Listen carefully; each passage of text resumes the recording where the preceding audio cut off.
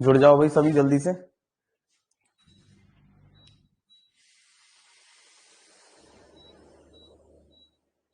एक बार आवाज का और बता देना, आवाज ठीक है या नहीं।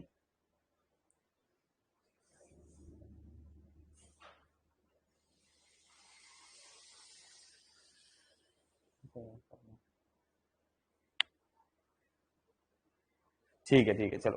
तो लास्ट क्लास में हमने यहां पर खत्म किया था, अर्थक्वेक वेव्स के बारे में हम पढ़ रहे थे।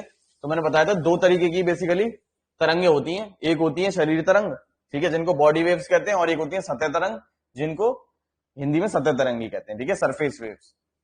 ये दो तरीके की थी, पी वेव्स और एस वेव्स, और इसमें थी एल वेव्स, ठीक है। ये तीन तरीके की मैंने आपको तरंगे बताई थी, दो कैटेगरी में जो डिवाइड की गई थी, ठीक है। चलो, तो इसी से आगे का आज हमें पढ़ना था कि इन तरंगों की विशेषता क्या होती है, इनके बारे में हमें अध्ययन करना था, ठीक है। तो इनके बारे में अध्ययन कर लेते हैं जरा। तो अगर हम बात करें पी तरंग, तो जैसा कि नाम है पी तरंग का, यानी प्राथमिक तरंग, यानी सबसे पहले कोई तरंग जो उत्पन्न होगी वो क्या कहलाती है, वो कहलाती है पी तरंग, ठीक है। प्राथमिक यानी सबसे पहले जो उत्पन्न हो, ठीक है। तो पी तरंग किसी भी जगह पर सबसे पहले पहुंचेंगी, यानी सबसे पहले कैसे पहुंचेंगी, जब इनकी गति सबसे ज्यादा होगी।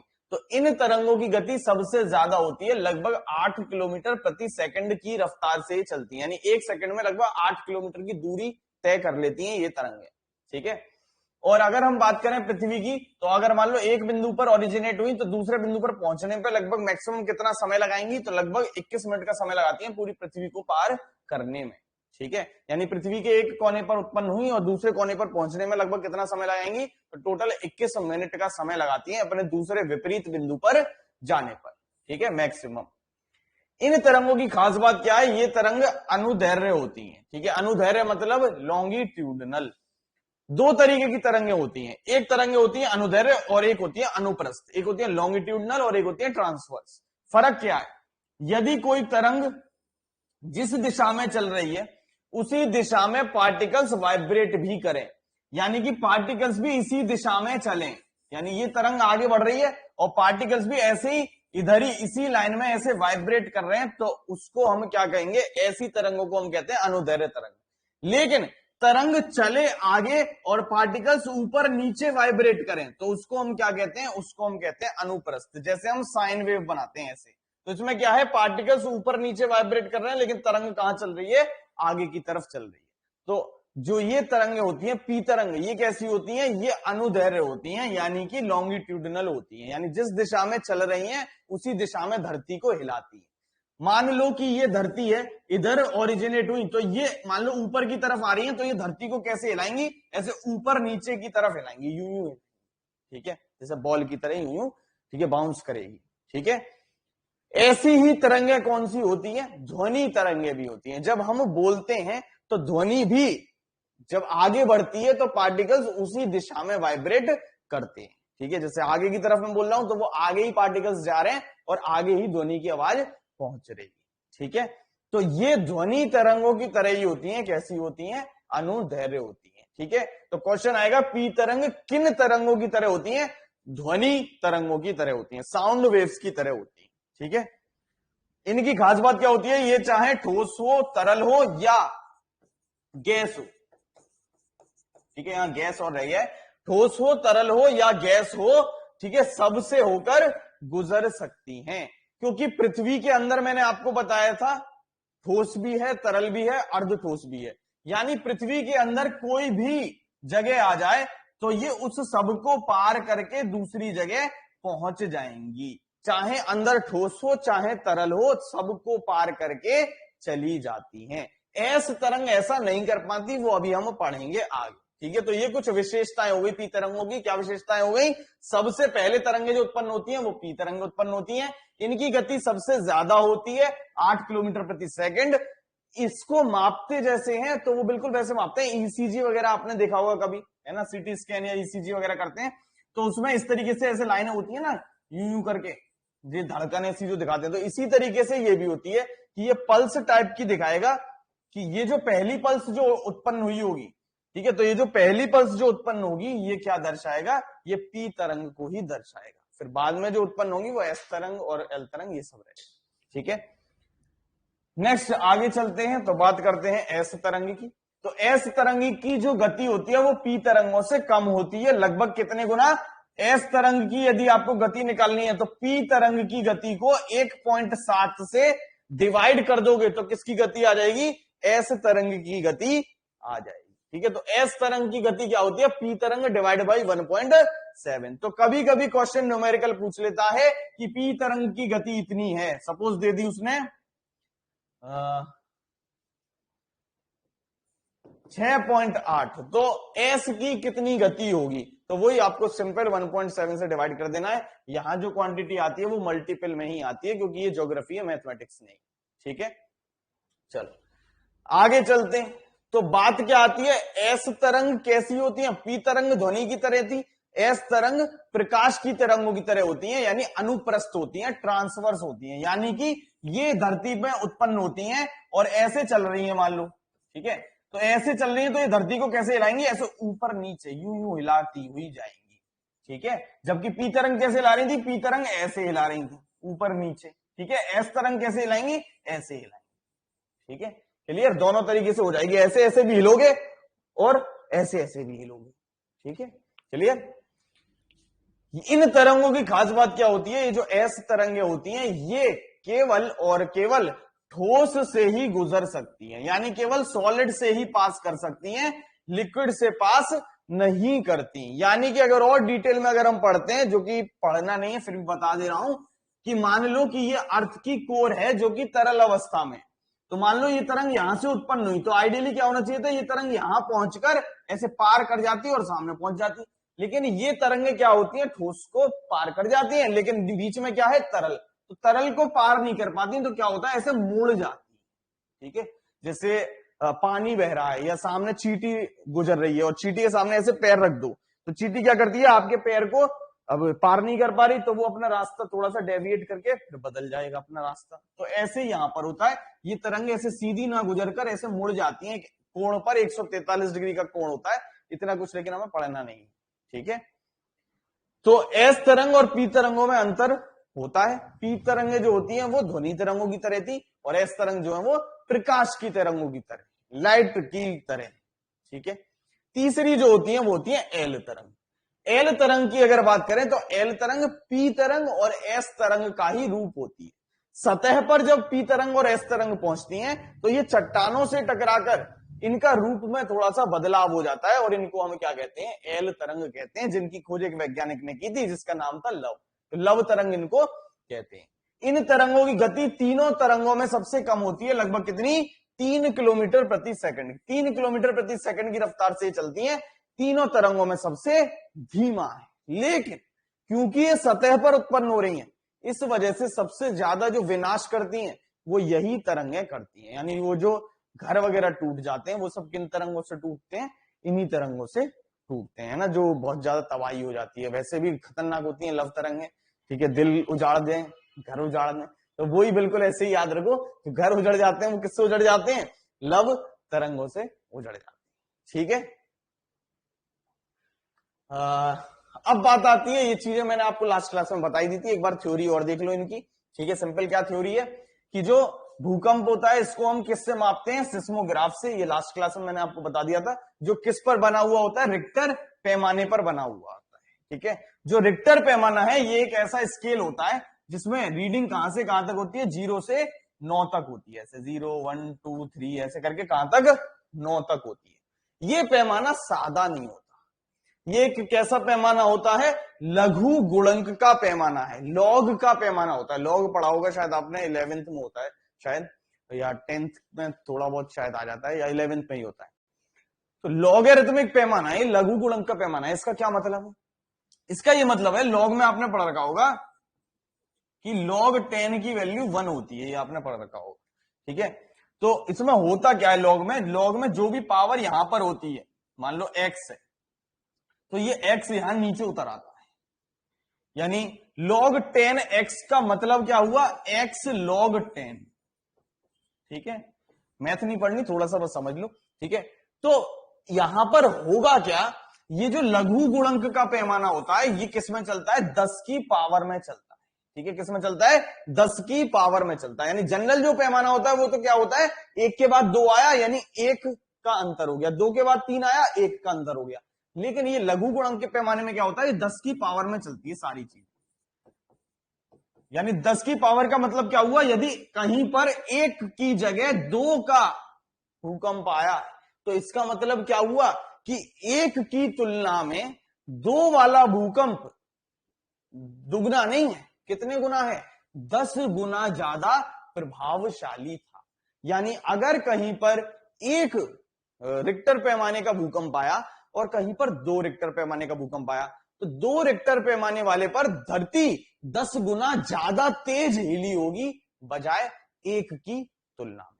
ठीक है, मान लो कहीं पर 5 रिक्टर पैमाने का भूकंप आया और कहीं पर 7 रिक्टर पैमाने का भूकंप आया, तो इन दोनों में कितना का अंतर होगा, तो इन दोनों में 2 का अंतर नहीं है, इन दोनों में कितने का अंतर है, 10 की पावर में चलो, 10 की पावर 5, 10 की पावर 7, तो कितना अंतर हो गया, 10 की पावर 2 का अंतर हो गया, यानी 100 गुना अंतर हो गया। यानी कहीं 5 पैमाने का भूकंप आया और कहीं 7 पैमाने का भूकंप आया, तो 7 पैमाने पर धरती 100 गुना ज्यादा तेज हिली होगी 5 गुना की तुलना में। ठीक है, यहां तक समझ में आया होगा। हाँ, 10 इंटू 10 करना है, हाँ 10 प्लस 10 नहीं करना है, ठीक है, हाँ 20 मत कर देना, ठीक है, 10 इंटू 10, 10 की पावर में चलता जाएगा। तो सिंपल सी जरा एक बात बताओ, मान लो किसी जगह पर 6 रिक्टर पैमाने का भूकंप आया और किसी जगह पर 9 रिक्टर पैमाने का भूकंप आया, तो इन दोनों में कितना अंतर हो जाएगा, आंसर करो जल्दी से, बहुत आसान सा है, जल्दी आंसर बताओ। हाँ तो सिंपल कितना हो जाएगा, 1000 गुना हो जाएगा। ठीक है, यानी यहां पर जितनी तेज धरती हिली है उसकी 1000 गुना तेज धरती 9 वाले पर हिलेगी। ठीक है, अब जब धरती हिल रही है तो ये भूकंप से क्या निकलेगी, ऊर्जा निकलेगी। तो जब भी भूकंप आता है तो भूकंप के इस पैमाने पर 1 इकाई परिवर्तन पर कितनी गुना अधिक ऊर्जा निकलती है, 32 गुना अधिक ऊर्जा निकलती है।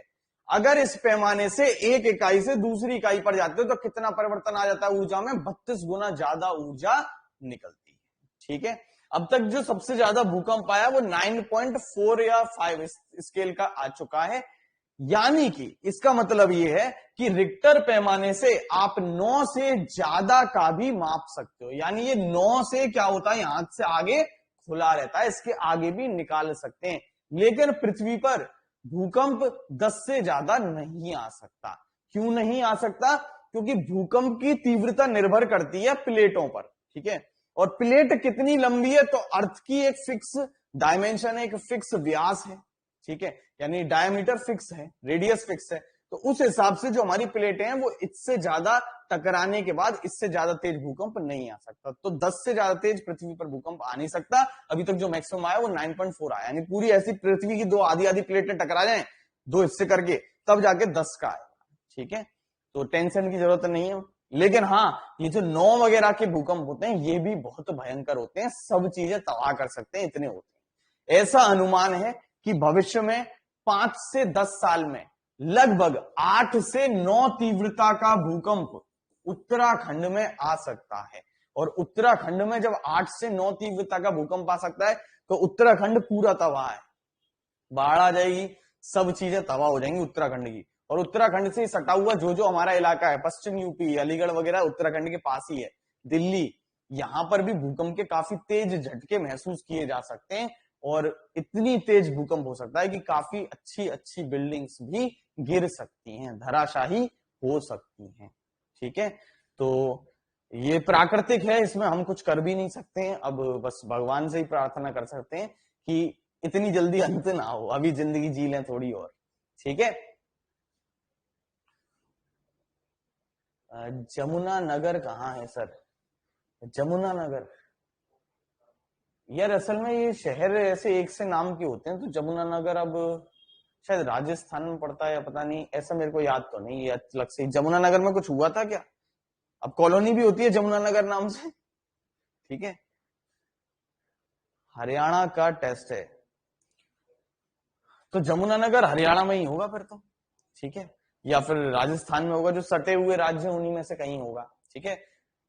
हरियाणा का स्पेशल होगा जहां तक है यमुनानगर, ठीक है। चल तो आगे चलते हैं। तो जैसा कि मैंने बताया लास्ट क्लास में भी समझाया था आपको कि पृथ्वी के अंदर जो बिंदु होता है जहां ये टकराएंगे, ठीक है, जिसको क्या कहते थे, केंद्र कहते थे। यहां से ये भूकंप की तरंगें ऐसे उत्पन्न होती थी और फिर सतह पर पहुंचती थी, सतह पर ये हिलने लगती थी। अब होता क्या है, यदि भूकंप कहां पर आए, समुद्रों में आए, समुद्र के अंदर भी तो प्लेटें हैं, वहां पर भी टकरा सकती हैं प्लेटें, टूट सकती हैं, तो वहां पे भूकंप आता है। तो जब भूकंप समुद्रों में आता है तो समुद्र में भूकंप आने से होता क्या है कि पानी को ऊर्जा मिलती है और पानी ऊपर उठना शुरू हो जाता है। तो एक बहुत ऊंची सी पानी की उठी हुई दीवार तटीय क्षेत्र की तरफ आती है और इसी को हम क्या कहते हैं, इसी को हम कहते हैं सुनामी। सुना होगा आपने नाम, 2004 में आई थी काफी तगड़ी सुनामी, इंदिरा पॉइंट हमारा डूब गया था, ठीक है। हाँ बिल्कुल, ठीक है। तो सुनामी कहते हैं। तो क्वेश्चन आएगा सुनामी किसके कारण आती है। सुनामी की इंग्लिश में स्पेलिंग टी से होती है, ठीक है, टी साइलेंट रहता है। तो सुनामी किसके कारण आती है, ऐसा क्वेश्चन आता है। तो सुनामी उत्पन्न होने का कारण क्या होता है, भूकंप। भूकंप की वजह से सुनामी आती है, अलग से कोई फिनोमिना नहीं है। जब भूकंप समुद्रों में आता है तो उससे लहरों को गति मिल जाती है, तेज, ठीक है, ऊर्जा मिल जाती है। तो बहुत ऊंची ऊंची एक दीवार सी उठी हुई आती है पानी की, उसको हम क्या कहते हैं, सुनामी कहते हैं। और ये बहुत ऊंची ऊंची होती है, 15-15, 16-16 मीटर ऊंचा एक लहर आएगी तो ऑब्वियसली फिर शहर में पानी चला जाता है, बाढ़ सी आ जाती है पूरी, ठीक है। तो यही चीजें अभी मैंने आपको समझाई थी। अब भूकंप के बाद जो हमें पढ़ना है वो क्या पढ़ना है, भूकंप के बाद हमें पढ़ना है ज्वालामुखी, वॉल्केनो के बारे में पढ़ना है, ठीक है। तो नेक्स्ट टॉपिक जो हमें पढ़ना था भूकंप के बाद वो है वॉल्केनो यानी ज्वालामुखी,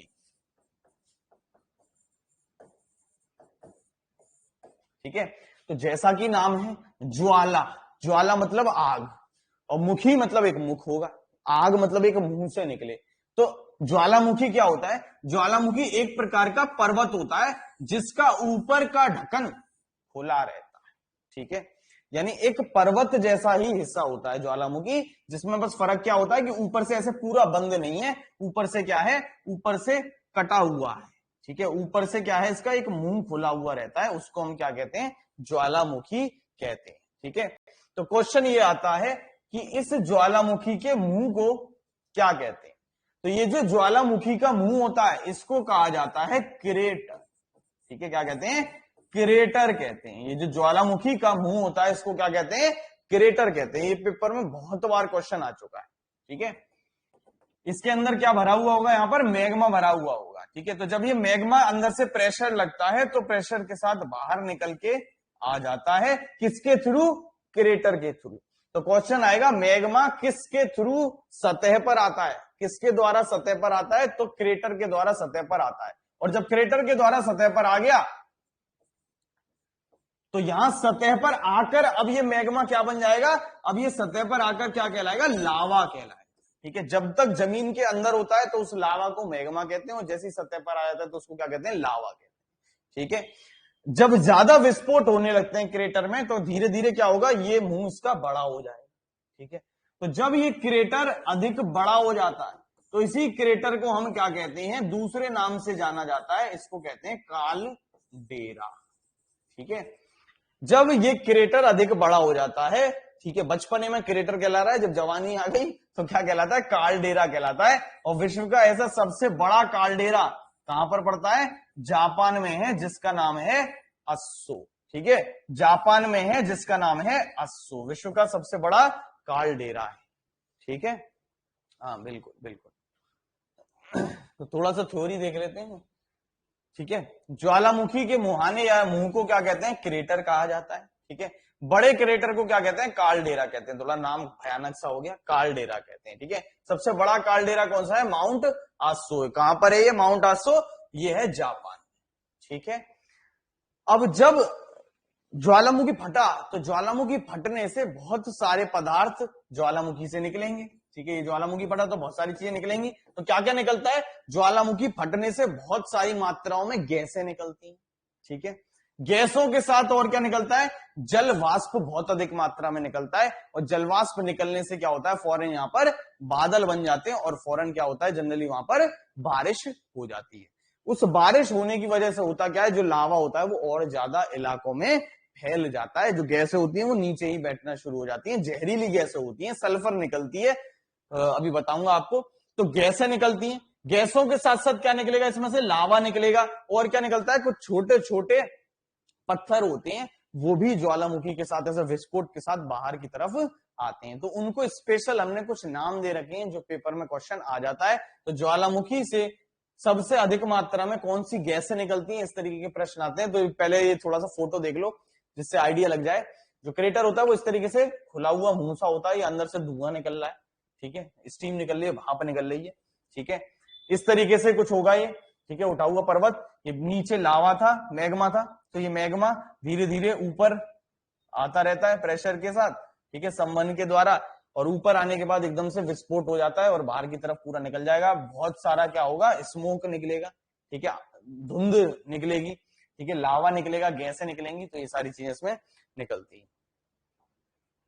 तो सबसे अधिक मात्रा में जो गैसें ज्वालामुखी से निकलती हैं वो कौन कौन सी निकलती हैं, अभी मैंने आपको बताया सल्फर निकलती है, और सल्फर क्या होती है, हानिकारक होती है, टॉक्सिक होती है। ज्यादा मात्रा में सल्फर अगर ग्रहण करो तो आदमी की मृत्यु भी हो सकती है। तो जब ज्वालामुखी फटवट रहा होता है तो आसपास का कई सारा क्षेत्र खाली करा दिया जाता है, ठीक है। तो सबसे अधिक मात्रा में कौन सी गैस निकलती है, हाइड्रोजन सल्फाइड निकलती है, ठीक है। ज्वालामुखी से सबसे अधिक मात्रा में कौन सी गैस निकलती है, हाइड्रोजन सल्फाइड निकलती है, और कौन सी निकलती है, सल्फर डाइऑक्साइड निकलती है, कार्बन डाइऑक्साइड या कार्बन मोनोऑक्साइड ये निकलती है, ठीक है, हाइड्रोजन क्लोराइड गैस निकलती है, और हाइड्रोजन फ्लोराइड गैस निकलती है। ये सारी गैसें सबसे अधिक मात्रा में वेंट, एक नली है, वेंट मतलब नली, ये जो रास्ता है ना इसको वेंट कहते हैं, चैनल एक, ठीक है, वो नहीं पढ़ा, टेस्ट ट्यूब वगैरह वो पढ़ते थे, टेस्ट ट्यूब होती थी, तो वो क्या, ये वेंट है, रास्ता, ठीक है। हाँ, तो सबसे अधिक मात्रा में कौन सी गैसें ज्वालामुखी से निकलेंगी, तो ये आपसे कभी कभी पूछ लेता है, तो ये गैसें आपको दिमाग में रखनी है, कौन कौन सी सबसे ज्यादा, सल्फर वाली, तो हाइड्रोजन सल्फाइड हो गई, सल्फर डाइऑक्साइड हो गई, कार्बन डाइऑक्साइड और कार्बन मोनोऑक्साइड हो गई, ठीक है, इसके अलावा हाइड्रोजन क्लोराइड हो गई और हाइड्रोजन फ्लोराइड हो गई, ठीक है। ये जो H2S कहते हैं इसको, ठीक है, हाइड्रोजन सल्फाइड को क्या कहते हैं, H2S कहते हैं। इससे एक क्वेश्चन और आता है साइंस का, इसकी स्मेल कैसी होती है, कोई बताएगा, ये क्वेश्चन कई बार पेपर में आ चुका है, कॉमन क्वेश्चन है, आंसर करो जरा। हाँ, वाटर वेपर भी होता है तनु, बिल्कुल वाटर वेपर भी होता है, इसका आंसर करो जरा कि ये जो हाइड्रोजन सल्फाइड होती है इसकी स्मेल कैसी होती है, ये पेपर में बहुत बार आ चुका है क्वेश्चन।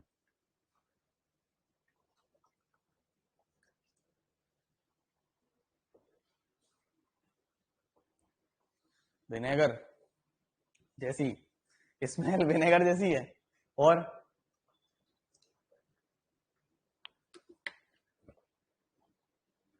अनियन जैसी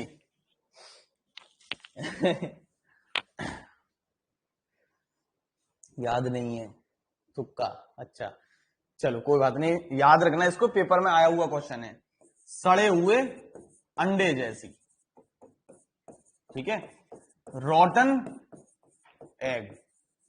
क्वेश्चन आता है ऐसी कौन सी गैस है जिसकी सुगंध या दुर्गंध सड़े हुए अंडे जैसी होती है, रोटन एग जैसी, तो वो कौन सी होती है, H2S। अभी शायद याद आया होगा तुम्हें, ठीक है, ये क्वेश्चन पेपर में आया हुआ है, कॉमन क्वेश्चन है, आता रहता है, रिपीट होता रहता है, ठीक है, सड़े हुए अंडे जैसी होती है, ठीक है।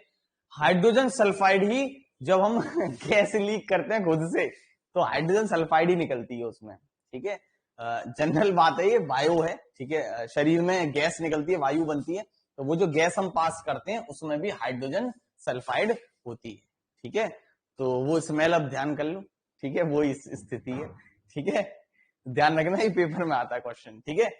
चलो, तो अब बात आती है कि ये तो गैसें हो गई, कुछ ठोस पदार्थ भी निकलते हैं ज्वालामुखी से, तो जो ठोस पदार्थ निकलते हैं उनको हमने स्पेसिफिक कुछ नाम दे रखे हैं, ठीक है, तो कुछ बहुत छोटे छोटे मटर जैसे, छोटे छोटे से मटर जैसे कुछ पदार्थ निकलते हैं ज्वालामुखी फटने से, ऐसे छोटे छोटे मटर जैसे दानों को क्या कहते हैं, लेपिली कहते हैं, ठीक है, लापिली नहीं, लेपिली कहते हैं, क्या कहते हैं, लेपिली, या इंग्लिश में लिख रहा है, ठीक है, तो छोटे छोटे मटर जैसे दाने होते हैं, दाने जैसे होते हैं, या ऐसे याद रखो धरती मार बम आता है, धरती मार, वो जो ऐसे जमीन पर फोड़ो तो आवाज सी होती है, अंदर पत्थर पत्थर से भरे रहते हैं, बिल्कुल वैसे ही धरती मार टाइप के जो बम जैसे होते हैं उनको हम क्या कहते हैं, लेपिली कहते हैं। जबकि जो बड़े बड़े पत्थर होते हैं आलू बम टाइप के, ठीक है, तो आलू बम से काफी तेज आवाज होती है, किंग कॉन्ग आलू बम, ठीक है, तो ऐसे बड़े पत्थरों को हम क्या कहते हैं, ऐसे पत्थर बड़े बड़े हैं तो वो कहीं गिरेंगे तो क्या होगा, बहुत तेज विस्फोट करेंगे, गरम गरम खोलते हुए, तो ऐसे पत्थरों को हम क्या कहते हैं, ज्वालामुखी बम कहते हैं। क्या कहते हैं, ज्वालामुखी बम कहते हैं। ठीक है, इनका जो व्यास होता है वो लगभग 1 मीटर तक हो सकता है, यानी ऐसे इतने बड़े बड़े पत्थर हो सकते हैं, व्यास 1 मीटर तक हो सकता है। ठीक है, तो जो छोटी मटर जैसी चट्टानें निकलती हैं उनको लेपली कहते हैं, जो बड़ी बड़ी चट्टानें निकलती हैं उनको क्या कहते हैं, ज्वालामुखी बम कहते हैं। ठीक है, इसके अलावा ज्वालामुखी से राख भी निकलती है। ठीक है, इसके अलावा ज्वालामुखी से राख भी निकलती है, उस राख को क्या कहते हैं, उस राख को कहते हैं इग्नियम ब्राइट। और ये राख बढ़िया होती है, क्यों बढ़िया होती है, क्योंकि ज्वालामुखी से अंदर का पार्ट निकल रहा है पृथ्वी का। ज्वालामुखी से जो मैग्मा था वो असल में था क्या, वो चट्टानें ही तो थी, लेकिन तापमान ज्यादा होने की वजह से वो चट्टानें कैसी थी, ठोस की जगह, पत्थर जैसी की जगह कैसी हो गई, वो तरल हो गई। तो इन्हीं चट्टानों में क्या होता है, खनिज होते हैं, यानी मिनरल्स होते हैं, लोहा, कॉपर, तांबा, ये सारी चीजें होती हैं। तो इसीलिए ये जो राख होती है ये फायदेमंद होती है। ठीक है, हाँ, हमारे लिए फायदेमंद होती है, बिल्कुल। ठीक है, तो ऐसा एक पठार बना हुआ है पूरी ऐसी ही राख का, कहां पर है, न्यूजीलैंड में है, और उसका नाम ही क्या है, न्यूजीलैंड का इग्नियम ब्राइट का पठार। आज ही मैंने एक टेस्ट डाला है यूट्यूब पर जिसमें स्टैटिक वाला पार्ट मैंने आपको कराया है, तो कोई आंसर जरा बताएगा मुझे, न्यूजीलैंड की राजधानी क्या है, न्यूजीलैंड की राजधानी क्या है, वेलिंगटन, वेरी गुड प्रियंका। और मुद्रा, करेंसी, करेंसी क्या है, राजधानी है वेलिंगटन, और करेंसी न्यूजीलैंड की,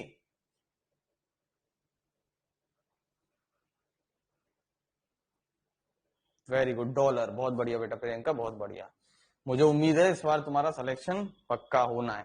ठीक है, हाँ, क्या कहते हैं, डॉलर है, डॉलर है ना, याद रखना। सीताजी वन से कहां आए, फॉर्मूला बताया था एक मैंने। ठीक है, इसके अलावा ज्वालामुखी से क्या निकलता है, लावा निकलता है, और ये जो लावा होता है इसका तापमान लगभग कितना होता है, 600 से 1200 डिग्री सेल्सियस तक होता है। ठीक है, जो लावा होता है वो 600 से 1200 डिग्री सेल्सियस तक तापमान वाला होता है, यानी लावा में गलती से आपने अपने ऐसे चप्पल वप्पल रखोगे तो आग लगना शुरू हो जाएगी। ठीक है, कुछ इस तरीके से होते हैं, इनको समझ लेते हैं। ये छोटे छोटे से जो पत्थर होते हैं ये लेपिली होते हैं। ठीक है, इसीलिए मैं स्क्रीन पे लगा के आया हूं, ये फायदा है डिजिटल बोर्ड का। ठीक है, ऑनलाइन क्लासेस का। अभी ऑफलाइन में तो नहीं दिखा सकता था ज्वालामुखी पत्थर कहां से लाऊं, तो यहां दिखा सकता हूं। तो ये लेपिली होते हैं छोटे छोटे से, है ना। और जो बड़े बड़े होते हैं, वैसे आग का गोला सा पहले ही भी दिख रहा है, चमकीला चमकीला। तो ये जो बड़े बड़े होते हैं पत्थर, ठीक है, इनको क्या कहते हैं, इनको हम कहते हैं ज्वालामुखी बम, वॉल्केनिक बॉम्ब। ठीक है, अब ज्वालामुखी को हमने कैटेगराइज कर रखा है 3 कैटेगरी में, यानी 3 प्रकार के ज्वालामुखी हमने बांट रखे हैं। कुछ ऐसे ज्वालामुखी हैं जो आए दिन फटते रहते हैं। ठीक है, यानी आए दिन उसमें विस्फोट हो रहा है, लावा बाहर दिखता है हमें। ठीक है, कुछ ऐसे होते हैं जो अभी तो शांत हैं लेकिन भविष्य में कभी भी फट सकते हैं, कुछ नहीं कह सकते कब फटेंगे, अभी शांत हैं लेकिन कभी भी, जैसे एक कुत्ता सो रहा है शांति से, ठीक है, सड़क पे, कभी कभी कुत्ता पागल हो जाता है, भागने लगता है गाड़ी के पीछे बिना बात के, जबकि कुछ छेड़ो नहीं। ठीक है, तो बिल्कुल वैसे ही होते हैं कि अभी शांत हैं, कब फट जाएंगे उसका कोई गारंटी नहीं है। और तीसरे होते हैं जिनकी अब कोई फटने की संभावना नहीं है, यानी मर गए हैं, अब भविष्य में वो नहीं फटेंगे। ठीक है, तो 3 तरीके के हमने ज्वालामुखी को कैटेगराइज किया है। पहले जो होते हैं वो होते हैं सक्रिय ज्वालामुखी, ऐसे ज्वालामुखी जिनमें से अक्सर विस्फोट होता रहता है, लावा या जो गैसें हैं वो बाहर निकलती रहती हैं, सक्रिय ज्वालामुखी। दूसरे होते हैं प्रसुप्त या सुसुप्त ज्वालामुखी, यानी ऐसे ज्वालामुखी जो अभी तो शांत हैं लेकिन भविष्य में कभी भी फट सकते हैं, उनको क्या कहते हैं, सुसुप्त ज्वालामुखी। ठीक है, डोरमेंट कहते हैं इंग्लिश में, यानी अभी शांत है लेकिन भविष्य में फट सकते हैं। तीसरे होते हैं मृत या विलुप्त ज्वालामुखी, डेड या एक्सटिंक्ट वोल्केनो, जो अब मर चुके हैं, यानी अब इनमें कोई विस्फोट होने की संभावना नहीं है। जनरली इनका पता कैसे चलता है कि ये मर गए हैं, तो होता क्या है जनरली ज्वालामुखियों पर, इनके जो मुंह होता है ये मुंह बंद हो जाता है, मिट्टी वगैरह पड़ पड़ के ये मुंह बिल्कुल बंद हो जाता है, और बारिश वगैरह होने से क्या होता है, ये मुंह भर जाता है। तो एक तरीके से क्या बन जाती है, झील बन जाती है। तो ऐसी जो झील होती है जो कहां बनी हुई है, ज्वालामुखी के मुंह पर, ऐसी झील को क्या कहते हैं, क्रेटर झील कहते हैं। क्या कहते हैं, क्रेटर लेक कहते हैं। तो ऐसी बहुत सारी झीलें हैं जो क्रेटर के मुंह पर बनी हुई हैं, और विश्व की ऐसी सबसे बड़ी क्रेटर झील, विश्व की सबसे बड़ी क्रेटर झील, विश्व की सबसे बड़ी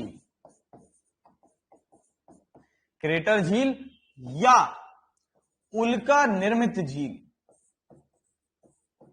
भारत में, ठीक है, वर्ल्ड्स लार्जेस्ट क्रेटर लेक और मीटियोर बिल्ट लेक कौन सी है, महाराष्ट्र की लोनार झील। कौन सी है, महाराष्ट्र की लोनार झील।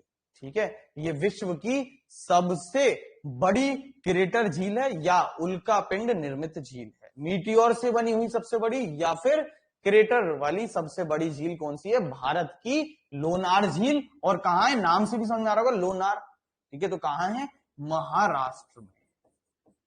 ठीक है, लोनावला, लोनार और ये सब, ठीक है, कहां पर है, ये है महाराष्ट्र में। ठीक है, यहां तक किसी को कोई डाउट तो नहीं होना चाहिए। अब पेपर में कैसे क्वेश्चन आते हैं, पेपर में ये क्वेश्चन आते हैं कि आपको कुछ ऐसे विश्व में लगभग 650 के आसपास ज्वालामुखी है, तो 650 के नाम कैसे याद रखोगे, तो सबके नाम नहीं याद रखने। तीनों कैटेगरी में 4-5 एग्जाम्पल हैं जो इंपॉर्टेंट है, जो पेपर में अक्सर आते हैं और वही न्यूज में अक्सर रहते भी हैं, उनसे रिलेटेड क्वेश्चन पेपर में आते हैं। तो हमें इन तीनों कैटेगरी के कुछ ज्वालामुखी के नाम हैं जो याद रखने हैं कि वो किस कैटेगरी में आते हैं। जैसे आपको पेपर में क्वेश्चन आएगा कि भारत का इकलौता सक्रिय ज्वालामुखी कहां है, या भारत में जो ज्वालामुखी सक्रिय है वो कहां पाया जाता है, या उल्टा कर सकता है, आपको ज्वालामुखी का नाम दे दिया कि भाई एक ज्वालामुखी है कोटोपैक्सी, ये विश्व में कहां पर है, किस देश में है, किस महाद्वीप में है, या फिर ये किस प्रकार का ज्वालामुखी है। तो 4-5 हमें ज्वालामुखी तीनों कैटेगरी में पढ़ने हैं, लेकिन उस एक ज्वालामुखी से 3 से 4 तरीके से क्वेश्चन बनाए जा सकते हैं। किस देश में है, किस महाद्वीप में है, सक्रिय है, मृत है, या प्रसुप्त है। इस तरीके से क्वेश्चन 1 से 3-4 तरीके से पूछे जा सकते हैं। ठीक है, तो उनको जरा पढ़ लेते हैं एक बार। तो पहला जो ज्वालामुखी है वो है इटली का एटना। ठीक है, कौन सा है, इटली का एटना। ठीक है, ये सक्रिय ज्वालामुखी की पहले हम बात कर रहे हैं, एक्टिव वॉल्केनो की बात कर रहे हैं। तो एक एक्टिव वॉल्केनो कौन सा है, इटली में है, जिसका क्या नाम है, एटना, इटली एटना, ऐसे याद रखो। ठीक है, इटली एटना। ठीक है, भारत में इकलौता सक्रिय ज्वालामुखी कहां पर है, अंडमान निकोबार द्वीप पर है। केवल एक ही है भारत में सक्रिय ज्वालामुखी। ठीक है, केवल एक है, इकलौता सक्रिय ज्वालामुखी है भारत का। कहां पर है, अंडमान निकोबार में, और उसका नाम क्या है, उसका नाम है बैरन। क्या नाम है, बैरन। ठीक है, इसके बाद आते हैं, एक देश है हवाई। हवाई देश ये यूएसए के कब्जे में आता है, और एक द्वीप है, आइलैंड है, प्रशांत महासागर में पड़ता है, पैसिफिक ओशियन में पड़ता है। ठीक है, तो यहां हवाई में एक ज्वालामुखी है जिसका क्या नाम है, मोना लोआ। ठीक है, क्या नाम है, मोना लोआ। और इसकी क्या खास बात है, ये दुनिया का सबसे बड़ा ज्वालामुखी है। ठीक है, मोना लोआ की क्या खास बात है, दुनिया का सबसे बड़ा ज्वालामुखी है, largest volcano in the world. Next आते हैं, तो एक देश है इक्वाडोर। कहां पर है ये इक्वाडोर, दक्षिण अमेरिका में पड़ता है, और दक्षिण अमेरिका में इस इक्वाडोर की जो राजधानी है वो है क्यूटो। मैंने आपसे कहा था थोड़ा बहुत नक्शे देखते रहना विश्व के, तो एक क्वेश्चन का जरा आंसर दो। ये जो इक्वाडोर है इससे कौन सी रेखा गुजरती है, कर्क रेखा, मकर रेखा, या भूमध्य रेखा, बताओ आंसर। प्रियंका का आ गया आंसर, और किसी का कोई आंसर। जो इक्वाडोर है इससे कौन सी रेखा गुजरती है? अरे तो ऐसे ही देखो, तुक्का भी मारो, इक्वाडोर, अरे इक्वेटर, इक्वा, ठीक है, यानी वहीं कहीं आसपास होगा, तो इक्वेटर की जो लाइन है, बीच वाली जो लाइन है, वही इक्वाडोर से गुजरती है, भूमध्य रेखा। वेरी गुड बेटा, सभी ने सही आंसर दिया। ठीक है, तो भूमध्य रेखा इससे गुजरती है इक्वाडोर से। ठीक है, कहां है? दक्षिण अमेरिका में, और इसकी राजधानी क्या है? क्यूटो। यहां पर एक ज्वालामुखी है जिसका क्या नाम है? कोटोपैक्सी, और ये दुनिया का दूसरा, मोना लोआ के बाद दूसरा सबसे बड़ा ज्वालामुखी है। ठीक है, दूसरा सबसे बड़ा ज्वालामुखी है। ठीक है, एक और यहां पर पड़ता है, लिखा नहीं है मैंने, यहां पर रह गया है, तो ऐड कर लो, यहीं पर ऐड कर लेना, कहीं जगह कहां है, चलो मैं अलग से ऐड कर लेना। ठीक है, इसको अपनी कॉपी पे ऐड कर लेना, एक लिखना और भूल गया हूं, हवाई में एक और पड़ता है। ठीक है, कौन सा है? इसका नाम है किलायू, किलायू। ठीक है, किलायू, ये एक और पड़ता है, कहां पर? हवाई में। और इसकी क्या खास बात है किलायू की, कि ये विश्व का सबसे सक्रिय ज्वालामुखी है, सबसे सक्रिय ज्वालामुखी। ठीक है, सबसे सक्रिय ज्वालामुखी है, मोस्ट एक्टिव वोल्केनो है, यानी सबसे ज्यादा जो विस्फोट होते रहते हैं वो किस में होते रहते हैं? हवाई के किलायू। ठीक है, ये सबसे गुस्सैल है, कभी भी फट जाता है। ठीक है, इसके अलावा और जो एग्जाम्पल है सक्रिय में वो कौन से हैं? अफ्रीका में एक पड़ता है कैमरून। ठीक है, अफ्रीका में पड़ता है कौन सा? कैमरून। और इसकी क्या खास बात है कैमरून की, कि ये अफ्रीका का इकलौता सक्रिय ज्वालामुखी है, यानी पूरे अफ्रीका में केवल एक ही सक्रिय ज्वालामुखी है, कौन सा? कैमरून। ठीक है, और अफ्रीका में एक भी सक्रिय ज्वालामुखी नहीं है, केवल एक ही है, कौन सा? कैमरून। ठीक है, ऐसे याद रख लो कि सक्रिय है तो यहां पर क्या होगा? मरेंगे, तो कैमरू, कहां मरू मतलब है ना, गांव की भाषा में, कहां मरू, कैमरू। ठीक है, तो कैमरून। ऐसी कुछ ट्रिक बना सकते हो अगर याद नहीं होता, वरना 3-4 बार पढ़ोगे ना तो याद हो जाएगा, लेकिन अगर नहीं होता तो ऐसी कुछ ट्रिक्स ही बनाओ जिससे कुछ दिमाग में बैठे। ठीक है, नेक्स्ट है, इटली में ही पड़ता है एक। ठीक है, इटली का ही एक द्वीप है सिसिली, सुना होगा शायद आपने नाम। ठीक है, इटली का ही द्वीप है सिसिली, तो यहां सिसिली में ये पड़ता है जिसका नाम है स्ट्रोम्बोली। और इसकी खास बात यह है, कुछ कुछ समय बाद ये फटता रहता है, और कुछ कुछ समय बाद जब फटता रहता है तो फटेगा तो आसमान में प्रकाश फैलेगा, क्योंकि लावा निकल रहा है, जिसमें ज्यादा तापमान होता है, ऊर्जा निकलती है, तो उससे प्रकाश भी निकलता है, तो प्रकाश निकलेगा तो क्या होता है? एक लाइट पैदा होती है समुद्र के बीचों बीच। तो इसीलिए इस को क्या कहते हैं? भूमध्य सागर का प्रकाश स्तंभ कहते हैं, lighthouse of the Mediterranean Sea कहते हैं। और ये क्वेश्चन कई बार आ चुका है। ठीक है, ये क्वेश्चन कई बार आ चुका है। देख रहे हो बोर्ड कितना सेंसिटिव है, मक्खी आके बैठी तो उसने पूरी लाइन बना डाली है। ठीक है, ये मक्खी के द्वारा की गई लाइन है। ठीक है, तो इसको ध्यान रखना।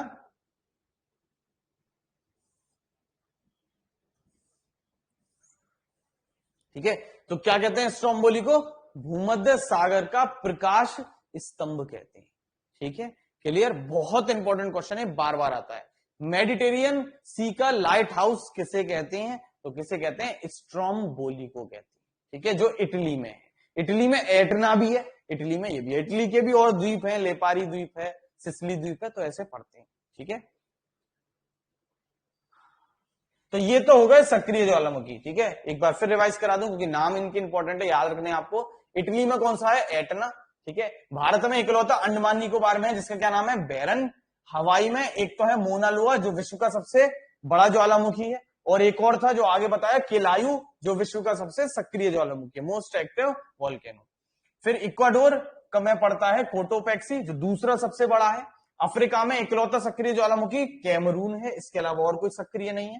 फिर एक भूमध्य सागर का प्रकाश स्तंभ कहते हैं स्ट्रोम्बोली को, ये कहां पड़ता है? ये भी इटली में पड़ता है। ठीक है, नेक्स्ट जो कैटेगरी आती है वो आती है प्रसुप्त ज्वालामुखी, यानी कि जो शांत हैं लेकिन भविष्य में कभी भी फट सकते हैं, तो इनकी कोई गारंटी नहीं होती कब फटेंगे। तो ये सबसे खतरनाक होते हैं, क्योंकि ये ऐसे होते हैं कि 100 साल तक शांत हैं, फिर अचानक से एक दिन फट गए। ठीक है, तो होता क्या है कि लोगों को लगता है कि ये मर गया है, अब इसमें फटने की गुंजाइश नहीं है, तो लोग क्या होते हैं, आसपास सभ्यता बस जाती है। तो आसपास सभ्यता बस जाती है, फिर एक दिन ये फटता है तो सारे लोगों को भी फिर उड़ा लेता है अपने साथ। ठीक है, तो ऐसी शायद एक कहानी है इटली की, एक कोई पॉम्पी करके कोई शायद कहानी है इटली की, उधर कुछ ऐसा ही शायद सीन है कि एक ज्वालामुखी फटा था तो पूरी सभ्यता खत्म हो गई थी, मतलब। ठीक है, जैसे हमारी सिंधु घाटी सभ्यता है, उसमें मानते हैं कि बाढ़ आई थी तो वो पूरी सभ्यता खत्म हो गई, इसी तरीके से। ठीक है, तो इसमें भी एग्जाम्पल पढ़ लेते हैं। तो पहला है इटली का वेसुवियस। ठीक है, इटली में कौन सा है, वेसुवियस। हाँ बिल्कुल, क्यों नहीं होता, अभी भी होता है। ठीक है, अभी भी होता है। एक 1800 कुछ की घटना है, एक ज्वालामुखी था, इंडोनेशिया में फटा था, क्राकाताओ, तो वो भी काफी फेमस है इतिहास में। ठीक है, उसको सर्च करना आप गूगल पे, आपको मिल जाएगा क्राकाताओ नाम से, वो भी नाम भी आएगा इसमें। ठीक है, तो अच्छा नेक्स्ट ही है नाम। ठीक है, इंडोनेशिया में पड़ता है क्राका टोआ ताओ या क्राका टोआ। ठीक है, ये है जो शायद 150 साल बाद फटा था, मतलब शांत था 150 साल तक, कुछ नहीं था, फिर एकदम से 150 साल बाद फट गया, और इतनी तेज फटा था। इसके बारे में ये बोला जाता है कि इंडोनेशिया कहां पड़ता है, यहाँ एशिया का हिस्सा है, यहाँ इंडोनेशिया पड़ता है इधर की तरफ, है ना, और इधर है तुर्की। याद करो, तुर्की बताया था मैंने, यूरोप की शुरुआत हो जाती है यहाँ से। तो इतनी तेज फटा था ये कि यहाँ की आवाज तुर्की तक सुनाई दी थी, इतनी तेज फटा था ये। मतलब एशिया से आवाज फटने की कहां सुनाई दी, पटाखे की आवाज, यहाँ तुर्की में आवाज आई कि अरे कुछ आवाज सी आई। ठीक है, इतनी तेज फटा था ये। ठीक है, इसके अलावा ये बोला जाता है कि जब ये फटा तो इतना धुंध निकला था कि 2 साल तक यहाँ पर अंधेरा छाया रहा था, सूरज की किरण पहुंच नहीं पाती थी, 2 साल तक ऊपर ऐसे बादल रहे थे। ठीक है, तो वो इतिहास में देखना मिल जाएगा। ठीक है, तो एक तो हो गया इटली का वेसुवियस, इंडोनेशिया में क्राकाताओ, जापान में पड़ता है फुजियामा। ये बहुत इंपॉर्टेंट है, ये कई बार पेपर में आ चुका है, डायरेक्ट आ चुका है। फुजियामा कहां पर है, तो फुजियामा कहां पर है, जापान में। तो नाम से भी क्लियर हो रहा है, यामा और ये सब। ठीक है, होकुमोटो, हशिमोटो, ऐसे नाम होते हैं जापान में जनरली। ठीक है, नेक्स्ट है अर्जेंटीना का ओजस डेल सलाडो। अर्जेंटीना का ओजस डेल सलाडो। इस ओजस डेल सलाडो की क्या खास बात है कि यह दुनिया का सबसे ऊंचा ज्वालामुखी है, यानी सबसे ज्यादा ऊंचा है पूरे विश्व में। ठीक है, बड़ा और ऊंचे में फर्क है, बड़ा मतलब आकार में बड़ा, ठीक है, ऊंचा यानी हाइट। ठीक है, तो सबसे ऊंचा है, टॉलेस्ट ज्वालामुखी कौन सा है, हाईएस्ट वोल्केनो कौन सा है विश्व का, तो वो हो जाएगा अर्जेंटीना का ओजस डेल सलाडो। जल्दी से बताओ, अर्जेंटीना किस महाद्वीप में है, किस कॉन्टिनेंट में है Argentina,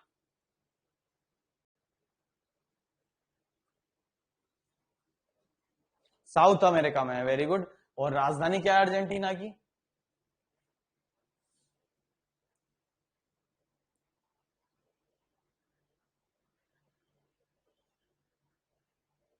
Buenos Aires, very good, Buenos Aires. ठीक है, कौन सी रेखा गुजरेगी अर्जेंटीना से, अर्जेंटीना से कौन सी रेखा गुजरती है,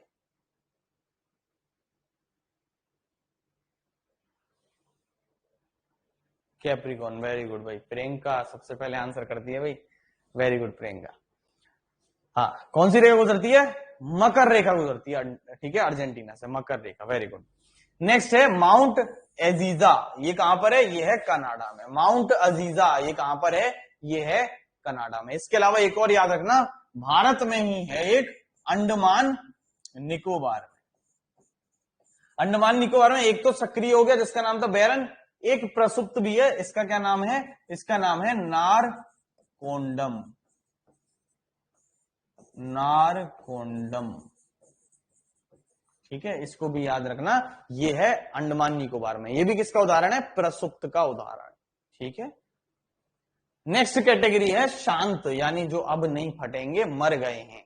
तो पहला इसमें उदाहरण है, ईरान में है कोह ए सुल्तान या दामवंद। ठीक है, दमावंद नहीं, दामवंद। ठीक है, कोह ए सुल्तान या दामवंद।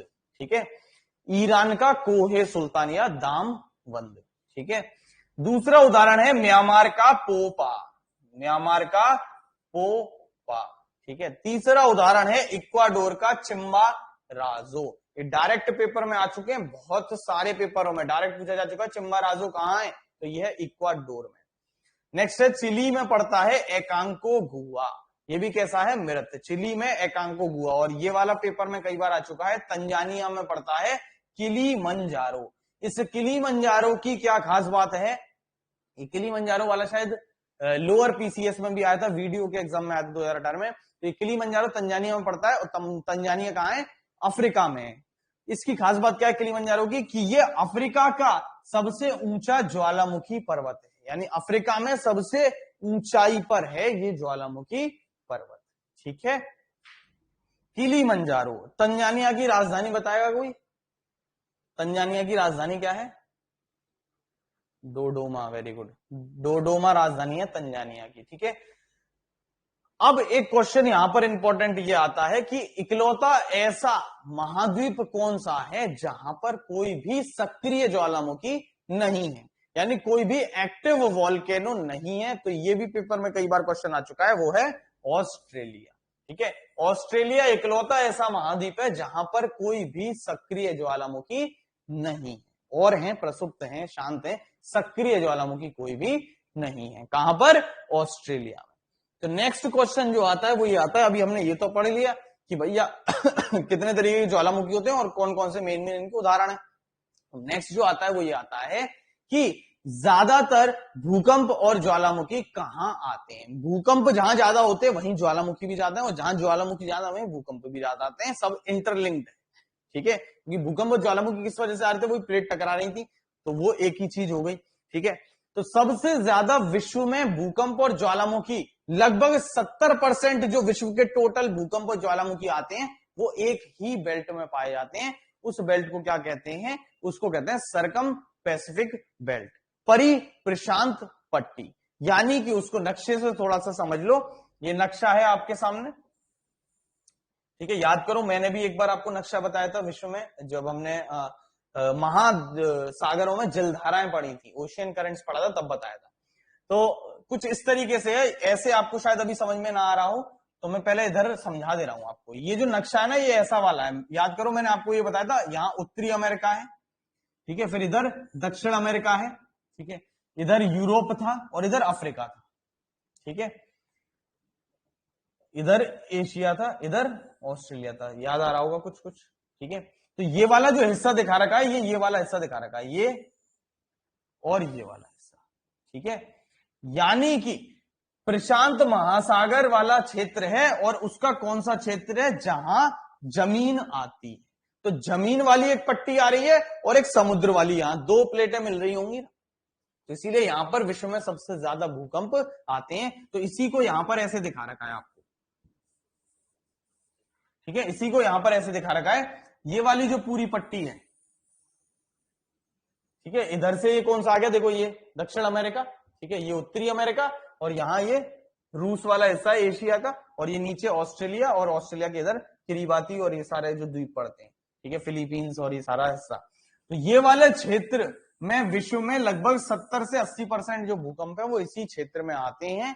और इस क्षेत्र को इसीलिए क्या नाम दे दिया गया, इस क्षेत्र को कहते हैं रिंग ऑफ फायर, आग का गोला, आग का छल्ला। तो पेपर में ये आता है आग का गोला या आग का छल्ला किस महासागर में पाया जाता है, रिंग ऑफ फायर किस महासागर में मौजूद है। तो क्या आंसर करोगे, जल्दी बता दो, रिंग ऑफ फायर किस महासागर में मौजूद है, आग का छल्ला किस महासागर में मौजूद है। तो क्या आंसर करोगे,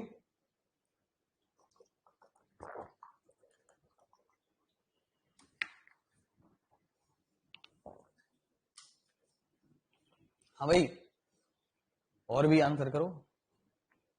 पुष्पेंद्र क्या कर रहा है भाई मेरे, अबे प्रशांत महासागर है ये, तेरे सामने बड़ा बड़ा लिख रहा है, ये देख, पैसिफिक ओशियन, प्रशांत महासागर, अटलांटिक महासागर कहां से आ गया, प्रशांत महासागर। ठीक है, पैसिफिक ओशियन।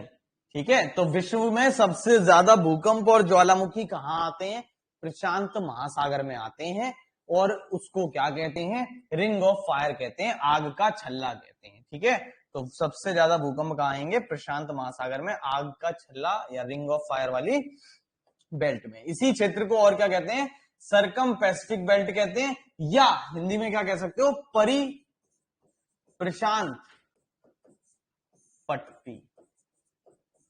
ठीक है, परि प्रशांत पट्टी। क्लियर? हाँ ठीक है। इसके अलावा और कहां भूकंप आते हैं, इसके अलावा मध्य महाद्वीपीय पट्टी जो है इसमें भूकंप आते हैं। ये मध्य महाद्वीपीय पट्टी कौन सी है, यहां से देख लेते हैं, नक्शे में होगा, हाँ बिल्कुल। मध्य महाद्वीपीय पट्टी, ये जो एशिया और यूरोप का जो हिस्सा है, हिमालय वाला क्षेत्र हमारा, ठीक है, और इसको फिर उधर ले जाओ यूरोप की तरफ तो एल्प्स वगैरह पड़ेंगे, ये सारी जो पर्वत पड़ते हैं इसको हम क्या कहते हैं, मध्य महाद्वीपीय पट्टी। यूरोप और एशिया के बीच में जो पहाड़ मौजूद है सारे के सारे, उसको हम क्या कहते हैं, मध्य महाद्वीपीय पट्टी, मिड कॉन्टिनेंटल बेल्ट। दूसरे नंबर पे यहां आते हैं। इसके अलावा और कहा आते हैं, मध्य अटलांटिक बेल्ट में, ठीक है, जहां पर एक ज्वालामुखी मौजूद है, एजोर्स।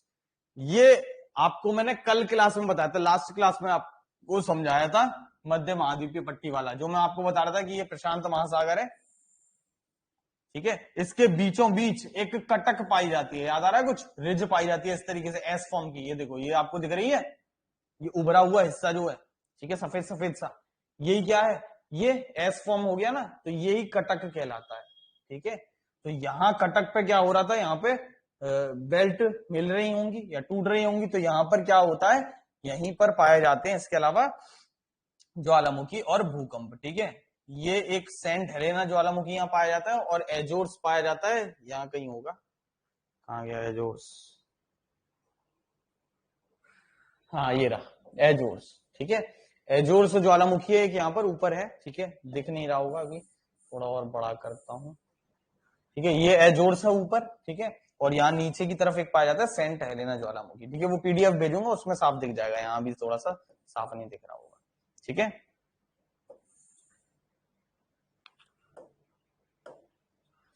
इसके अलावा और कहां आते हैं सबसे ज्यादा भूकंप और ज्वालामुखी, मध्य अफ्रीकी बेल्ट में आते हैं, जो मैंने आपको बताया था महान भ्रंश घाटी कहलाती है। ठीक है, क्या कहलाती है, ग्रेट रिफ्ट वैली कहलाती है अफ्रीका की।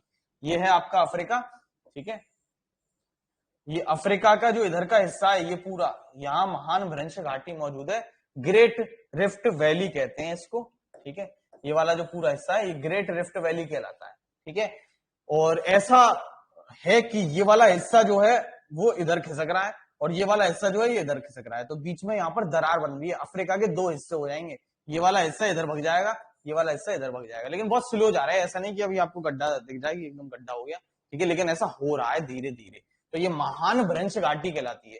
तो डायरेक्ट क्वेश्चन आएगा, महान भ्रंश घाटी कहां है, ग्रेट रिफ्ट वैली, तो महान भ्रंश घाटी कहां पर मौजूद है, अफ्रीका में मौजूद है। ठीक है, यहां पर भी भूकंप देखने को मिलते हैं।